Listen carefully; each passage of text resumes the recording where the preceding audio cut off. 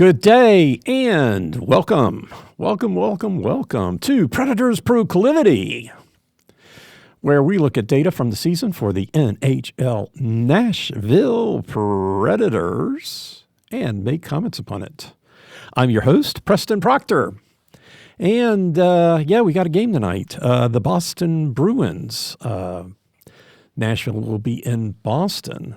Before we get to that specifically, let's look at our postseason watch segment here. The Preds have played 60 games so far, 22 games left, 49 points, 44 needed for an estimated 93. So 44 points, 22 games. Come on. It's not mathematically impossible. But at this point, I think I'm going to stop reporting on this part of it. March 7th, this Friday at 3 p.m. is the trade deadline. The Preds did sign Joseph Willis to a 3-year entry-level contract.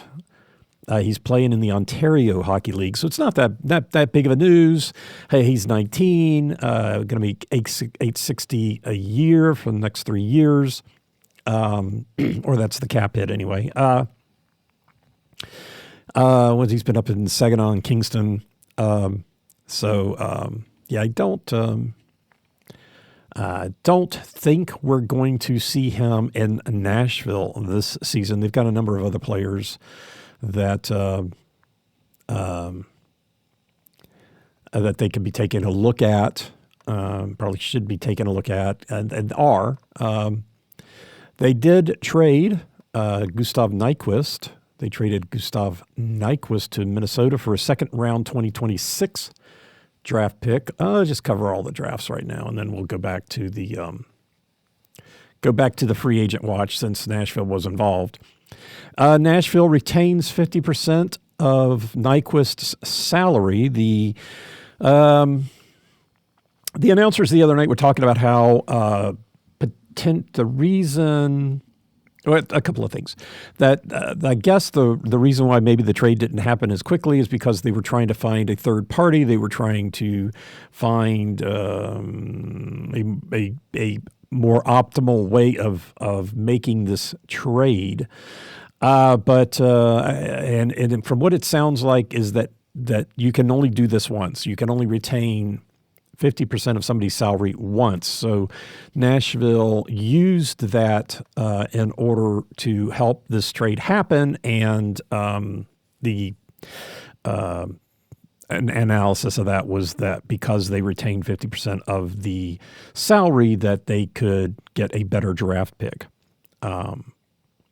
I'm wondering why it's a 2026 draft pick and not a 2025. The Preds do have plenty of draft picks in the 2025 draft. They've got 10 picks total, 3 first rounds, 2 second rounds. So they don't really need another draft pick this year. So maybe they could get a higher level draft pick for next year, as opposed to probably somewhere. Though they've got right now they've got 1 pick each in the 3rd, 4th, and 5th rounds for this year. It probably didn't feel like they needed another pick this year. So also, opting for a better pick for next year would be my guess. Nobody's talking to me, so I don't know.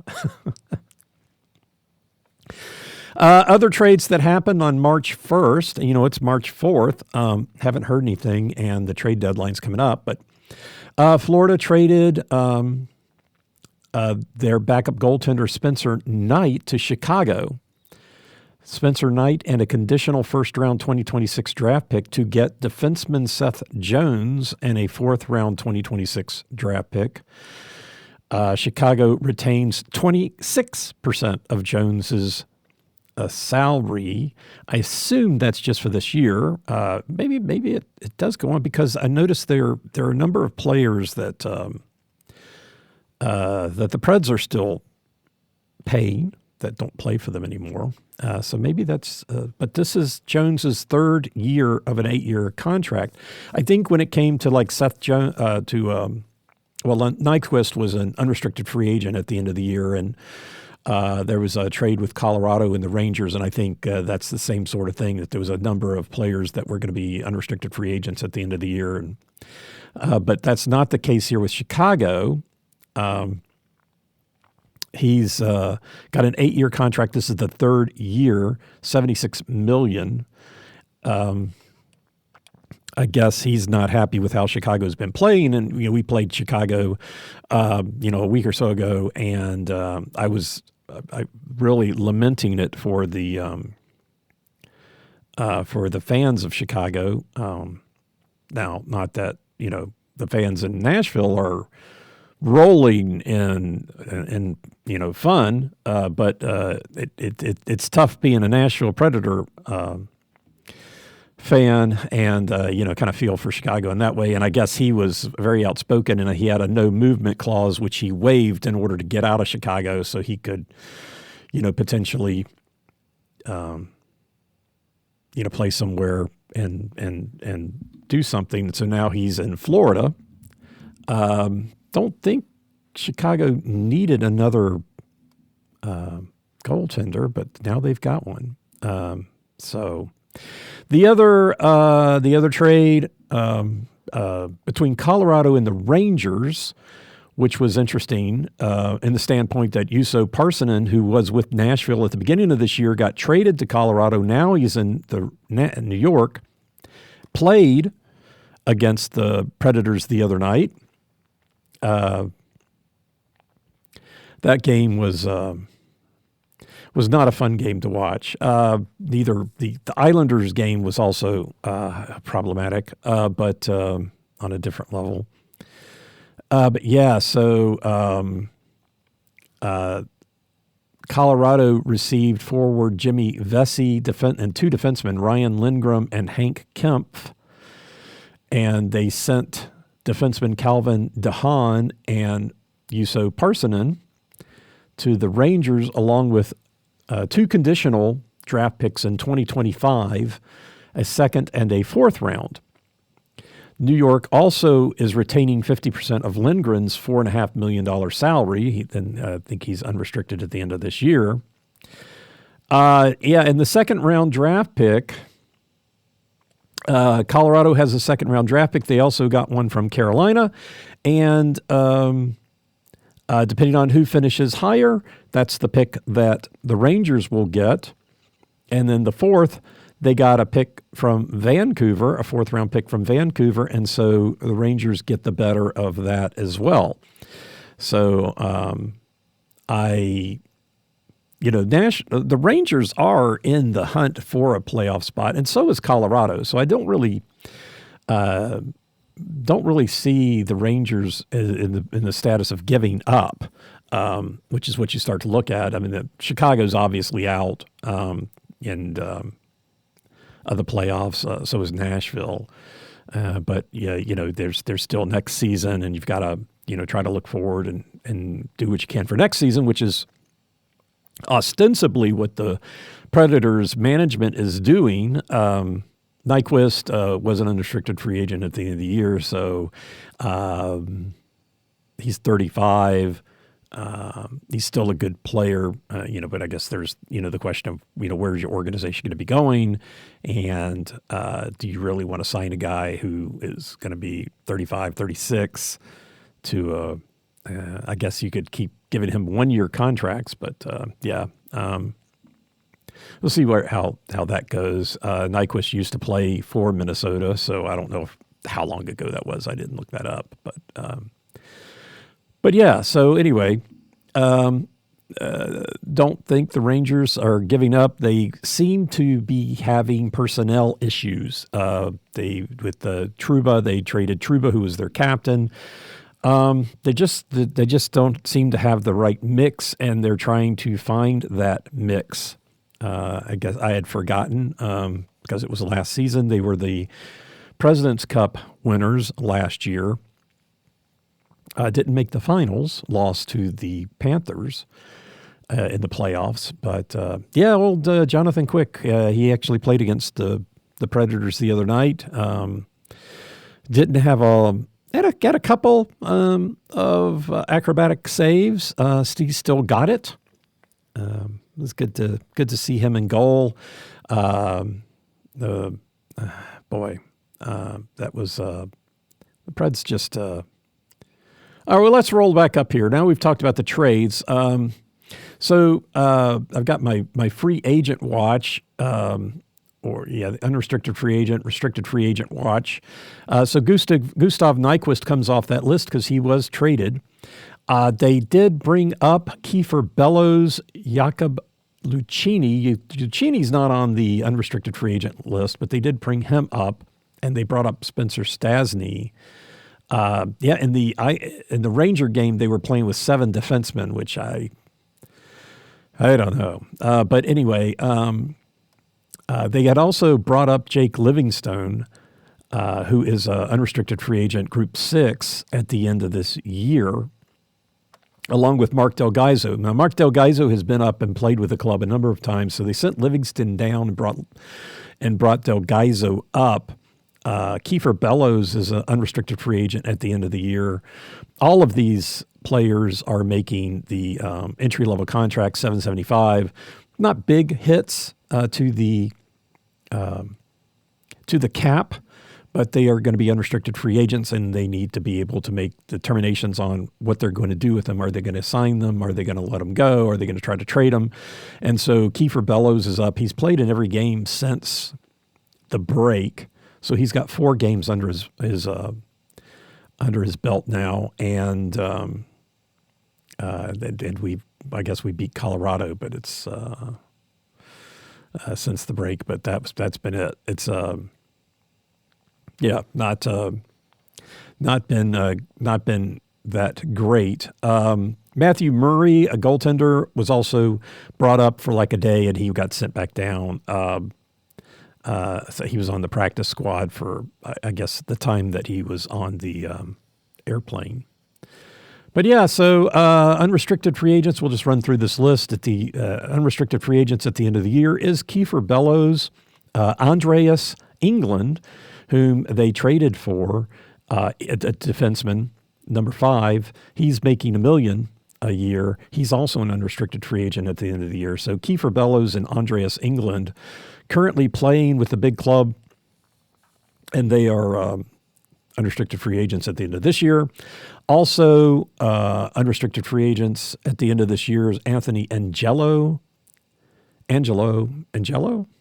Mark Friedman, and Matthew Murray. Those are all unrestricted free agents at the end of the year. They are playing in Milwaukee.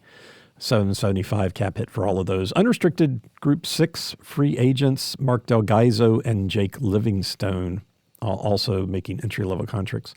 Restricted free agents at the end of the year, number 77, right wing Luke Evangelista.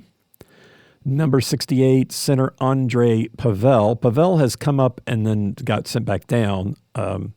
The other players, I don't think, have been up with the club this year. Pavel hasn't played. I don't think Pavel got a game in, but he came up and practiced with the club and then went down. But we also have Jordan Frasca, Navrin Mutter. Both of those are forwards. And then defenseman Luke Prokop and another goaltender, Magnus Krona. Those are all restricted free agents at the end of the year. So people whose contracts are going to need to be determined out. But anyway, so that's kind of the watch. We are seeing a little bit of movement of people coming up and getting some playing time. Out of that group, Mark Del Gaizo has been up a bit, so he could be on the trading block. He's a good defenseman. He's a good defenseman and he's young. And so it kind of depends on, what other teams are looking for. When, you look at the stats, and Nyquist was an easy one from that standpoint. But I think, when you're looking down the list and players who could make a difference with other teams, it's hard not to look at like a Ryan O'Reilly or a Tommy Novak. I guess Colton Sissons has also been in discussions, but it kind of depends on what the teams need. If their first two lines are pretty solid and they need, from a forward perspective or even from a defensive perspective, they need, another shutdown defenseman, or they just need a little bit more defensemen or forwards. Those are people who are very solid. Cole Smith, another forward who's incredibly solid, and have some years under their belt. And so those guys, I think, would be potential. Not really saying that that Nashville needs to be looking to trade people like that, but if you can take advantage of one of these teams that's trying to make a run, and get an asset, and that can help your team next year, then maybe it's worth making a trade, taking one of these players and bringing in somebody else. But the Preds have had their difficulty this year getting the players that they signed in the offseason last year, Skay and Marchessault and Stamkos, to be integrated into the team. I think it was February, and they were like, "Oh yes, Skay's finally playing well," and it's like, holy cow! I mean, we're halfway through the season, and as we've chronicled here, the Stamkos and Marchessault now play on the line with Forsberg because they couldn't figure out where to play them otherwise. And so now we've got all our big hitters on one line, which is a bad idea. It's it gives the other team lets them know when they need to be playing really good on defense. Longtime fan of the Kings, still am, and don't really watch their games that much. But way back when, it was the Kopitar line. They had for a while they had the 70s line. But for the longest time, it was like Kopitar and Brown and whoever else they had playing with him, and that was the line. And that was the line that the other team needed to shut down. If they did, then they had a really great chance of winning. And so that's kind of where the Preds are right now. That if you shut down the Forsberg, Marchessault, Stamkos line, the secondary scoring is just not really there. Well, the primary scoring is not really there either, but it's because it makes them easier to be shut down, right? So I forget the player, number 24, with the Kings, but they signed, was it Darno, something like that, to come in and be a center to take some of the pressure off Andre Kopitar, and it's worked. Deno, I think. And then, they went out and they got one of my favorite players, Carter, and Jeff Carter. And boy, what a shot. That guy's shot was just amazing the first time I saw him shoot a puck. And, he was part of that 70s line with Toffoli and Preston Proctor. No, yeah, and Toffoli's still bouncing around the league. I think Preston is too. But but that was a really good line. Anyway, so it helps to have people that are really good that can play not on the first line with your best players and playing in the second, third, fourth lines. So I think if the Preds can pick somebody up and make the team better across the board, that would be great. And that's obviously what the other teams that think they're going to be making a playoff run are going to be trying to do. And so the Preds being out of the run, you could look at them potentially being sellers, but not really. Not really have to. So not one of the teams. If there's somebody in particular that they want. Like Nyquist, the Wild needed Nyquist because they've got some injuries. But if the other team, really, really needs help, you can kind of take advantage of them if there's somebody in particular that they really want off your squad. Sorry about the whistling, but anyway, so that's the playoff postseason watch. Now let's get back to the Nashville Predators and this season. Tonight, the Nashville Predators are in Boston. The second game of the year of 2 versus Boston. Earlier this year, the Nashville beat Boston. It was their first win of the season. They remember way back when the Preds lost the first 5 games of the year, and Boston was number 6. So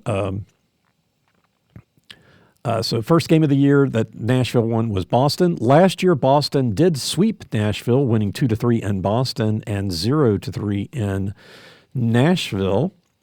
Boston is 26-8. They are 18-10-5 at home. Both of those are winning records for those of you who are too used to listening to records from the Preds. They are 7th in the Atlantic. They were 6th yesterday in Ottawa. I think it was Ottawa. It was Ottawa that jumped past them. But anyway, so yesterday somebody won, jumped past Boston. They're 7th in the Atlantic. They have 64 points. They're 1 point behind Ottawa, who has played 2 less. And, I think it's Montreal jumped past them. And 1 point behind Ottawa and Montreal. Ottawa has played 2 less. Montreal has played 1 less. And there's a big gap between Boston and the 8th place team in the division, Buffalo. Buffalo is behind Boston by 10 points, having played 3 less. Now, because of all of that, Boston is 2 points out of the second wildcard spot. Currently, that's being held by Detroit, who has played 2 less games. So Boston looks like they played more games than the other teams around them, and since they're in a battle with them, that's really kind of puts them at a disadvantage. But they still have a shot at a playoff spot. For them, this is a 1-game homestand. They just finished a 2-game road trip, beating Pittsburgh and then losing to Minnesota. And then after this game, they go on the road for 2 more. They go Thursday to Carolina and Saturday to Tampa Bay, going to the South. We're supposed to have some bad weather coming through the South, but should be warmer regardless, even in Carolina, than it's been in Boston. The win against Pittsburgh was the only one that they have had since the break. They're 1-2-2 since the break, and they enter tonight after losing to Minnesota. They had lost the 5 previous games before that win in Pittsburgh. Personnel issues or changes. One of the problems that Boston might be having in this streak is that Charlie McAvoy has been injured. He isn't expected back until March 11th, so he will not be in the lineup tonight. He's first in time on ice with Boston at 23:40. Also injured, not expected back tonight, is defenseman Hampus Lindstrom. He's second in time on ice at 20:51, but he's only played 17 games. But still came in, and he's been putting in a lot of time on ice. So the top 2 defensemen in regards of ice time are both going to be out. So the other guys are going to have to pick up some of the slack. Potentially back tonight, but it could be part of the problem that Boston has been having lately is number 63 left wing Brad Marchand. He's day-to-day. He's second in goals, assists, and points. So he's would be missing from the lineup. No word on whether he would be back tonight. And then the other call-out, number 11 center Trent Frederick, day-to-day, not expected back for tonight's game, but he's second with the worst PM at -14.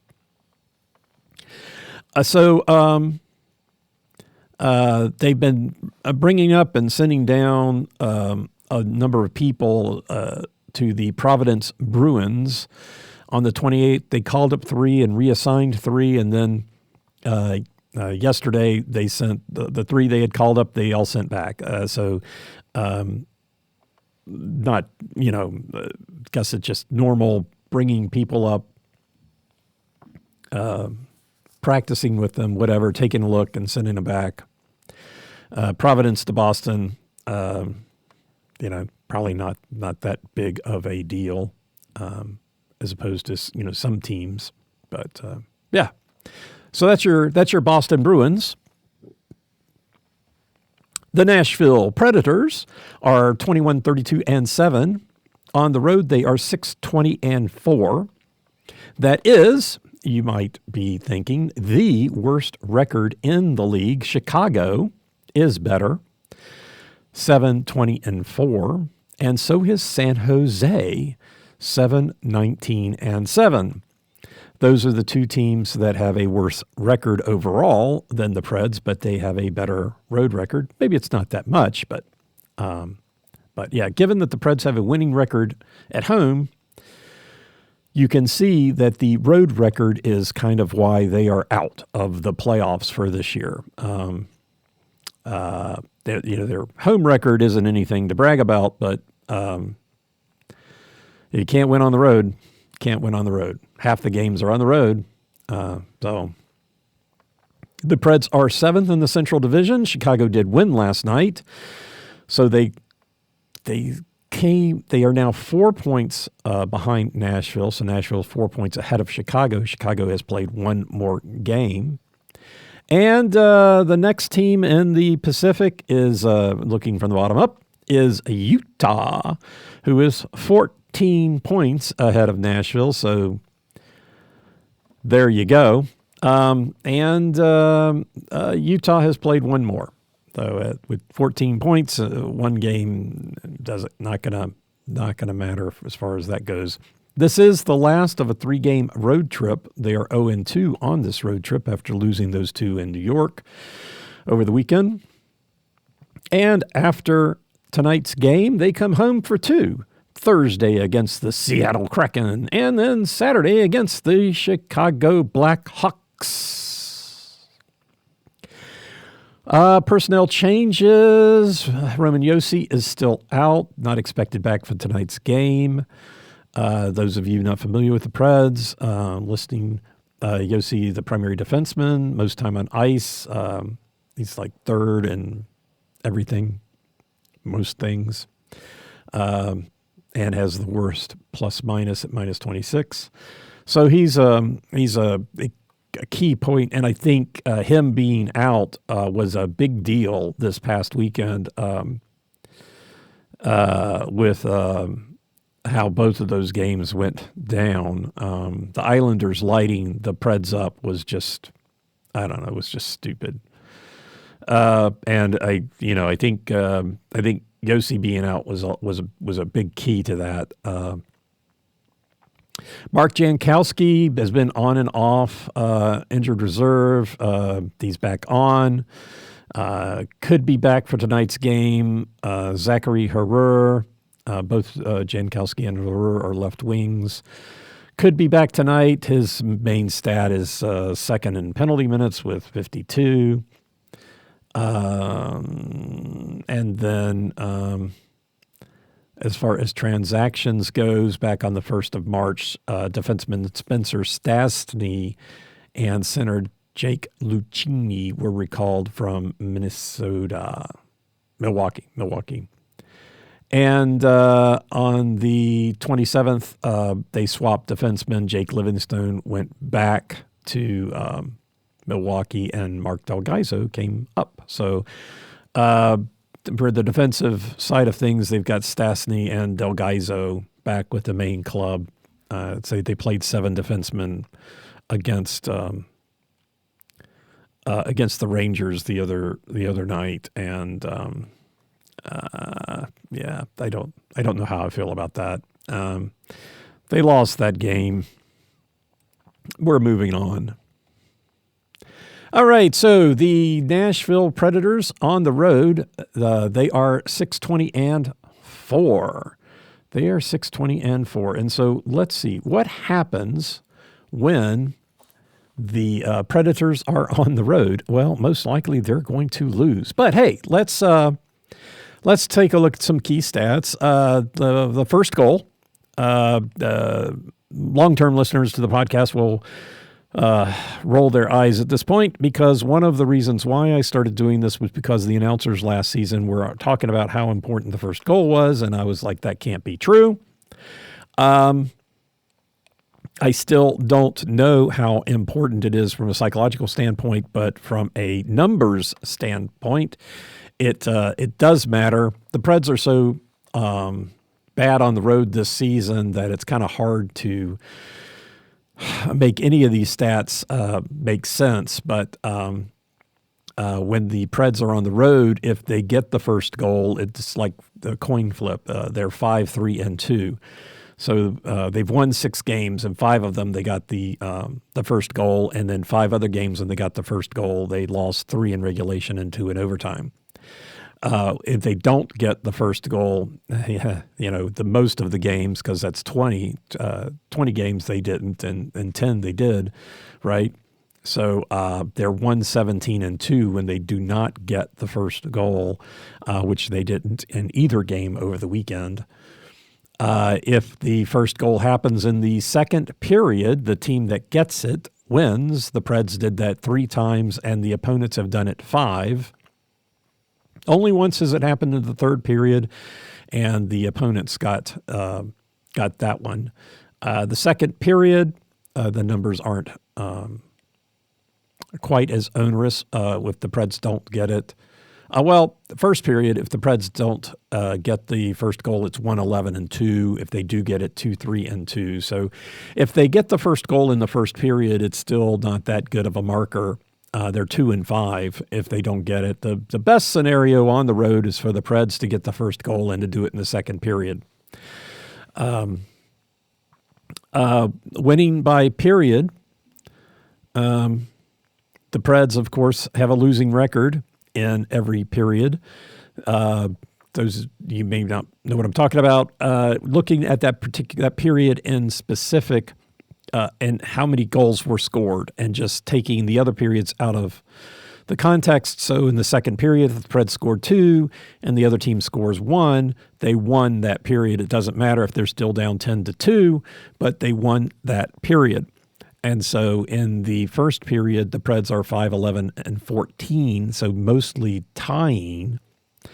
7-15-8 in the second, and 6-14-10 in the third. So the first period is notable in that they are about as likely to tie the first period on the road as they are anything else. So that would be, 14 ties to 16 other things. So it's almost pretty even. The second period, I guess it's even, losing to anything else. So half the time they lose it, the other half of half, they either tie it or win it. And then the third period, they've only won it 6 times. So I guess, it's kind of like an inverse of the first period. 14 losses to 16 win tie.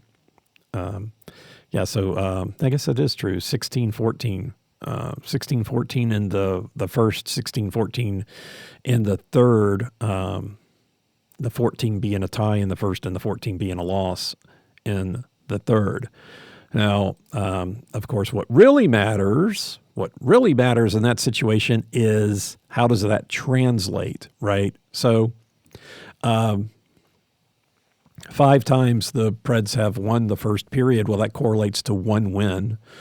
The 11 losses correlate to 1 win. So once they have lost the first period and still won the game. 4 times they tied the first period and won the game. The second period, of the 7 times they won the second period, 5 of those were victories. They won the game, and only 1 of the 15 losses. Tie in the second period pretty much means a loss, 0-8. Now again, when you're looking, these are trends. Overall, we have enough data points to start saying that it's statistically significant. In particular, 8 data points for the tie on the road in the second period is more of a trend, I guess you'd have to say, than a statistic. Then moving forward to the third period, the 6 times that they have won the third period, 4 of those were wins. They've never lost the third period and won the game, and when they tie the third period, it's 2-8. Now, taking out the empty nets, which let's just skip that part. Does change the numbers a little bit, but in general, it's not significant enough to spend any more time on. So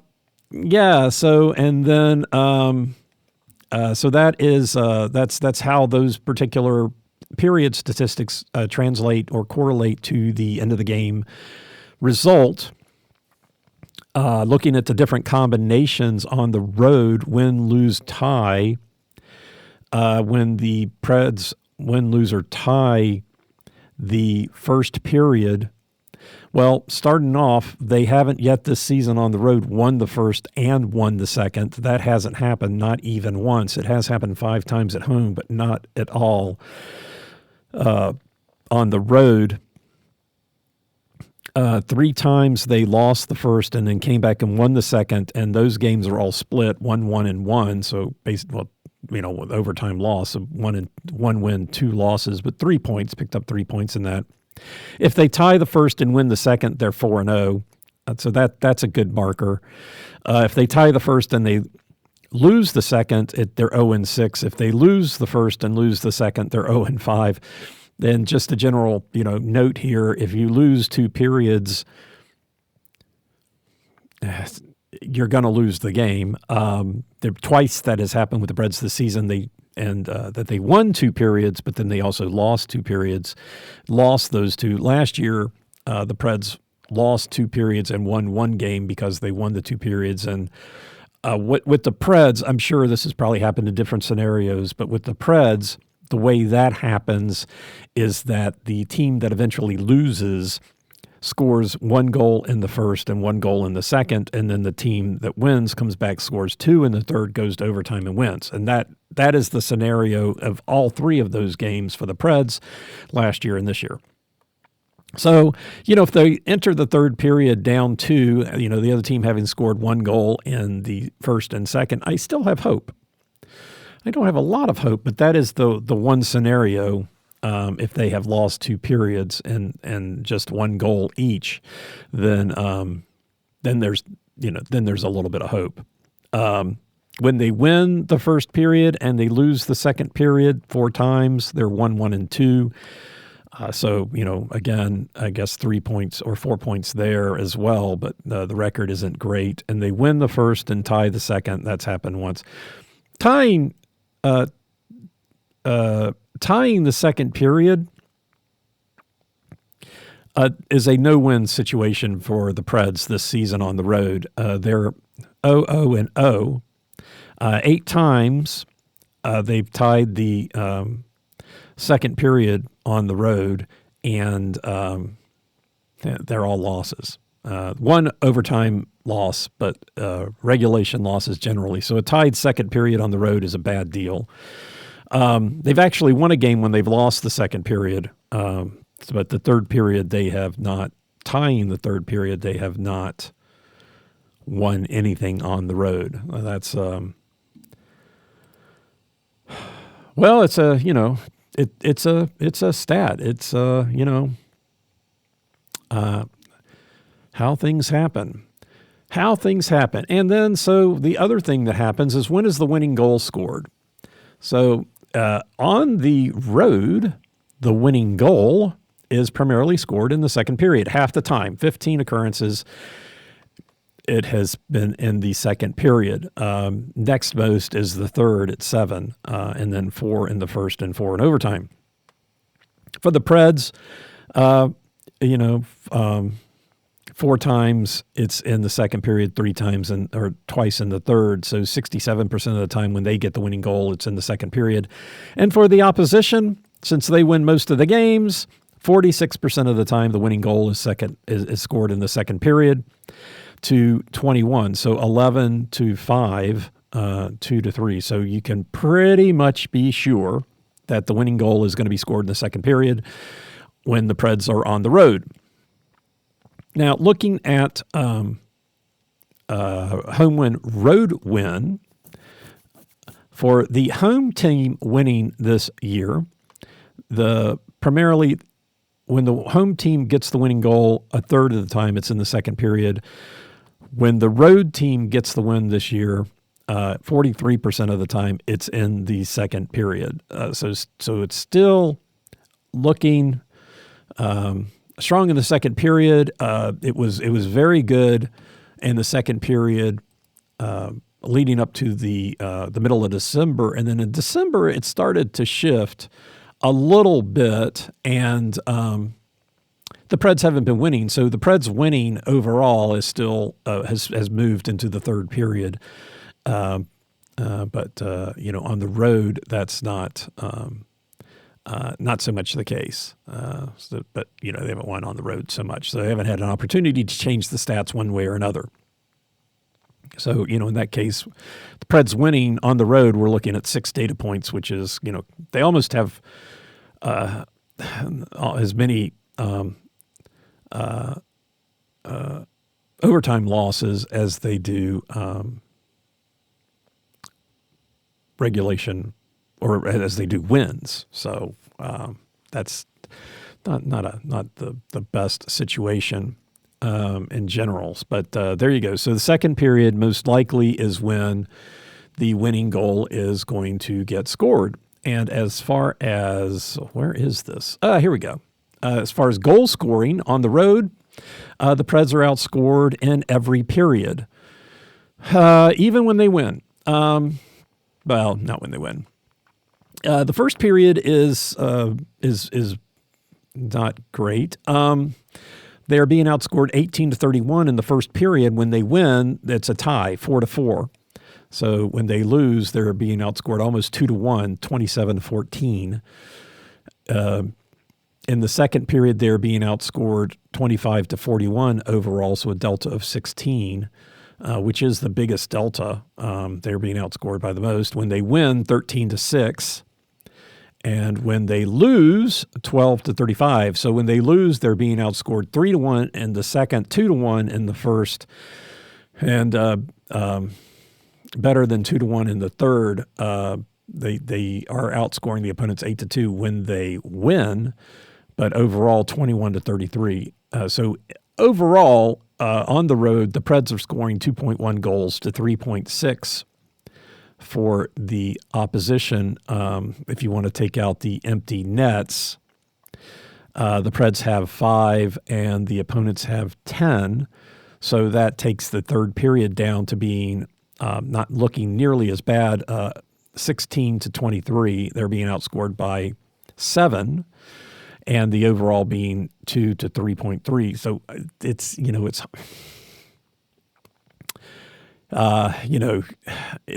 looking for silver linings, at least overall on the road. Only being outscored by 7 if you take out the empty netters. Of course, they scored the empty net goal on themselves the other night, like the other team needed the help. I think another place where potentially, Marchessault's the one that shot the puck. He was expecting the defenseman to be in a certain spot, and the defenseman wasn't, and he was, he recovered the puck, and he sent it back to the blue line and right into the net. Not his fault, but boy, that's got to suck. Anyhow, so that's goal scoring for the Preds. I guess the other metric here to look at is that overall, when on the road, when the Preds, the winner of the road games, when the Preds are on the road is 4. So when the Preds win, they score 4.2 to the opponent's 2, and the opposition, when they win, 1.6. Preds score 1.6 to the opposition's 4. So when the other team scores, the scoring's a little bit lower, more data points to look at there, but roughly Now 1.5 to 2 for the Preds versus, so the loser is going to get 2 or less goals, and the winner is going to be somewhere around 4. Taking out the empty nets, that drops to 2 to 3.3. So I guess the games are still relatively close, but yeah, that is the goal scoring. So looking back at tonight's game, Boston is coming to town. They are just like the Preds in the standpoint that they are giving up more goals than they are scoring. They are giving up 27 more goals than they score. The Preds are giving up 49. Not nobody, but the Preds are one of the lowest scoring teams in the league. They're 30th in the league, but Boston's no shakes. They're 25th. So both of these teams are in the bottom of the league when it comes to scoring. Now, of course, nothing is going to make that make you look healthy than playing somebody that's just as inept at scoring as you are. The interesting fact, again, is that scoring goals, both of these teams are fairly even across the different periods. Boston scores 52, 53, and 55. Nashville 48, 49, 53. So no spiking, pretty much consistent. And as we've talked in the past, goal scoring in the NHL tends to go up over the period. So even though Boston is scoring 52 in the first, 53 in the second, 55 in the third, they go from 14th in the league in the first period to 24th in the second and 27th in the third. And the Preds go 25th to 29th to 30th. So in general, the goal scoring is higher in the second and third periods, but not for these two teams. They're pretty spread across. And then, if you want to take out the empty net goals, both of these teams have drops in the third period. If you take out the empty net goals for both of these teams. As far as scoring against, both these teams are pretty close. Boston has given up 194 to the Preds 201. That puts them 6th and 10th in the league, the Preds being 6th and the Bruins being 10th. This is where there's a difference here between these two teams. The first period is roughly the same. Boston gives up 54 to the Preds 53, which puts them 13th and 15th in the league and being scored against. So that's respectable, middle of the league. It doesn't get you in the playoffs, but it's respectable. Then the Preds love to give up goals in the second period. They are fifth in the league in goals against in the second period with 74. Boston 63, which is 12th.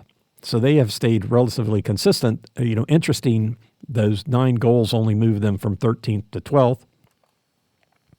And then in the third period is where Boston likes to be generous, and they give up 70 to Nashville's 67.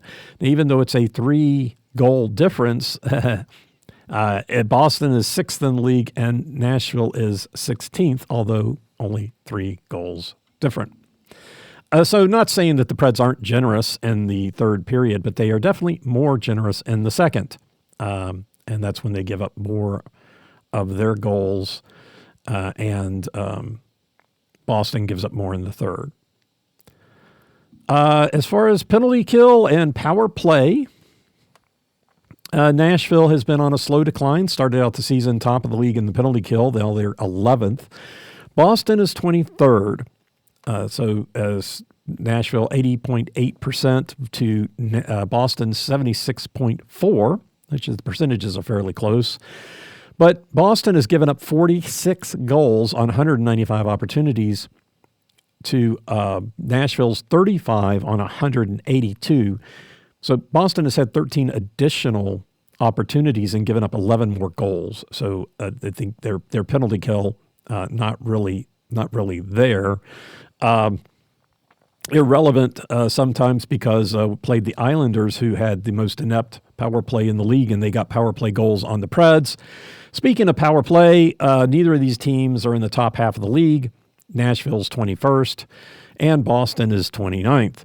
20% for Nashville, 15.3 for Boston, Similar goals for Boston, 29 on 189 opportunities, and Nashville, 34 on 170. So Nashville has 5 more goals on 18 less opportunities.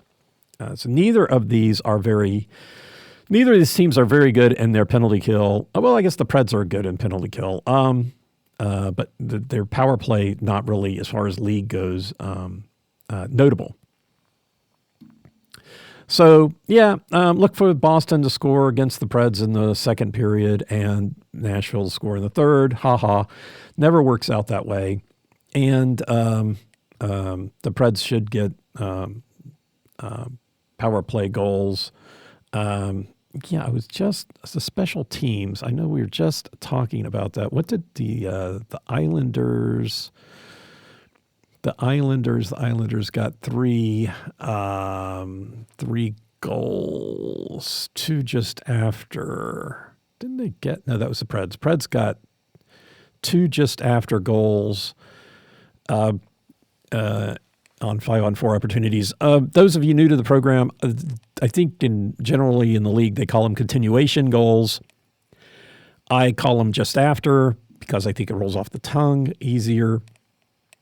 The idea being, after a power play or a penalty kill, if you score, and I do it within a minute, which is probably too long, but it's easy math for me, then I call that just after, because during those situations you can generate enough energy, and even though you may not score on the power play or on the penalty kill, you may do it just after. And so the Preds got 2 goals just after penalties in the game against the Islanders. The Islanders got a goal on the power play and a shorthanded goal. And then they must have gotten one more because they wound up winning that battle 3-2. And I know there was not an empty net goal. Where did they score that? Oh, they got a short-handed 6-on-5. Oh, they must have gotten an empty net goal. Anyway. Yeah. They got an empty net goal. Oh, that's right, because Marchand shot it into his own goal. Right. Yeah, that's interesting, because if Marchand hadn't done that, it would have been one of those rare circumstances where it would have been 0. It would have been 0. The Preds would not have had an advantage. It would have been even. One of the things that to note is that in general, if a team wins the special teams battle, if they score more goals in special teams than the other ones, they generally win. Sometimes it'll happen where the other team can get more goals in special teams and still lose, but and then if it's tied, it can be a toss up. For instance, the game against Colorado, there was 0 score for either team in special teams situations, and the Preds won. Against Winnipeg, the Preds did have a 1-goal advantage in the special teams. Against New Jersey and Florida, it was -2. Against the Rangers, it was -1. And then, you take out the empty net goal, and, sometimes it changes a little bit. But in general, winning the special teams battle means you win the game. Okay, so tonight's game, let's take a look at the goalies and how the Preds and the Boston have matched up over this year and last year. So Boston, their primary goaltender is Jeremy Swayman. He's 16, 20, and 6. Eunice Korpisalo is his backup at 10, 6, and 2. Now, just looking at how many games they play, it looks like Swayman plays about 4 games to Korpisalo's 1, but it does not average out to that. That I hadn't figured out. But yeah, it looks like Swayman is playing about 4 to Korpisalo's 1. Earlier this year in the 0-4 loss to Nashville, Swayman was in goal. And last year, Nashville and Boston played twice. Boston won both games. Swayman was in goal for one, and Ullmark was the other one. Swayman won 3-2 in Boston. Ullmark won 3-0 in Nashville. Korpisalo was in goal Saturday versus Pittsburgh, which was a win, and Swayman played Sunday in Minnesota. So he's only played one game in a row. They're not playing a back-to-back situation, so pretty much going to see Swayman in goal versus Nashville tonight. For the Nashville Predators, UC Saros is 13-25-6, playing 2 or 3 for one of Justice Annunen, who's 7-5. In the game earlier this year against Boston, Saros was in goal, so it was a 4-0 win for Nashville. And last year, Saros was in goal for both games, both losses. And last year, Annunen was with Colorado and did not play against Boston in either game. Colorado was 1-1 against Boston last year. Annunen did start Sunday versus the Rangers, and so, that's easy. Saros in goal versus Boston. As far as momentum goes, Boston, they did lose their last game. They're 3-5-2 in their last 10, so not heading in a great direction, but they still have an opportunity for the playoffs. They have not they've not been involved in any trades, so wondering what they're going to be doing. Nashville has lost 2 in a row after beating Winnipeg. So they go out and they beat Winnipeg, and the best team in the league, and then go and lose to 2 teams who are not even in the playoffs. But that win with Winnipeg does make them 3-7 in the last 10. So definitely not heading in the best direction. The people to watch pretty much tonight. Two of the people, I've got 3 people down to watch, and Marchand and McAvoy are them. McAvoy is not going to be in the game, and Marchand may not be either. So the thing I can tell you is that whatever number 88 right wing David Pastrnak is on the ice, and whoever is playing with him, those are the people to watch. Pastrnak is first in everything. Goals with 32, assists with 43, so makes first in points with 75. He's got a -1 plus minus.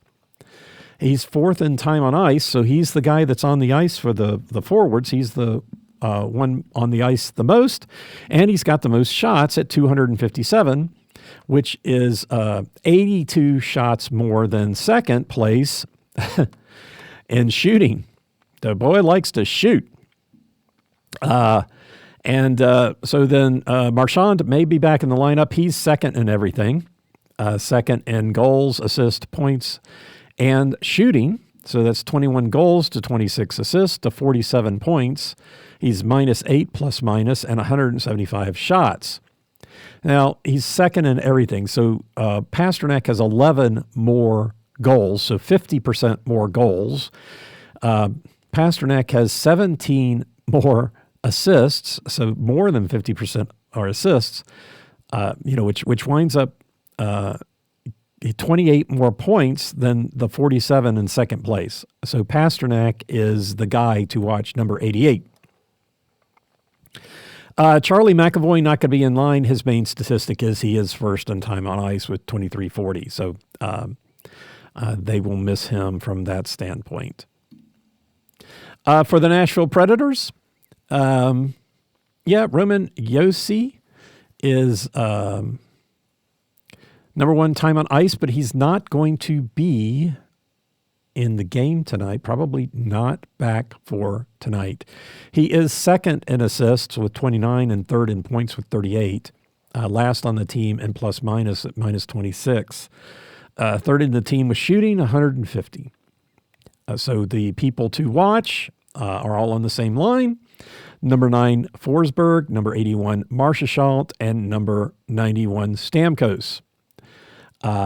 And so one of the things that they say about Stamkos is that since he's centering the line, normally he's a winger, and so he's having to adjust to centering the line with Forsberg and Marchand. But there you go. So Marchessault is second in goals, third in assists, second in points, third worst plus minus at minus 20, second in shooting with 178. So Forsberg is your leader. He's first in everything. First in goals, first in assists, first in points, first in shots. So 22 goals, 32 assists, and 54 points, and 213 shots. Now, looking, he's first on the team for the Preds, and just looking at comparing him to Pasternak. Pasternak has 10 more goals and 11 more assists. And Forsberg doesn't have the time on ice that Pasternak does. I mean, he's on the ice a lot, but anyway, so those are the main ones. The forward that you'll see out there most of the time is Ryan O'Reilly. He's third on the team in ice time with 1854. Other people to note, just for the Preds, defenseman Nick Blankenberg leads the team in plus minus with 9. He's the only player skating with the team who is above 0.